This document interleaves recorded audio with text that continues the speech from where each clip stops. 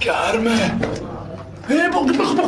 با عبور از دالان‌های تو در توی این غار 7 طبقه یا 7 چاکرا ما هر لحظه با یه شگفتی جدیدی مواجه می‌شدیم.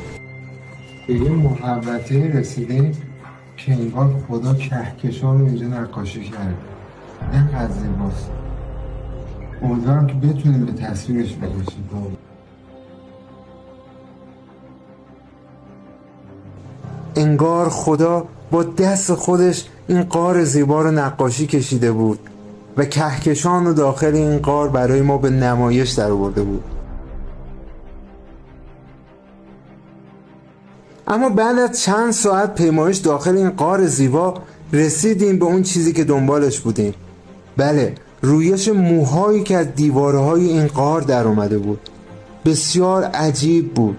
محلی‌ها اعتقاد داشتن که این موها موهای جن هستش و نباید به اون دست زد و ما هم از روی ترس یا از روی احترام دست نزدیم. شما رو دعوت میکنم به عجیب ترین خلقت خدا،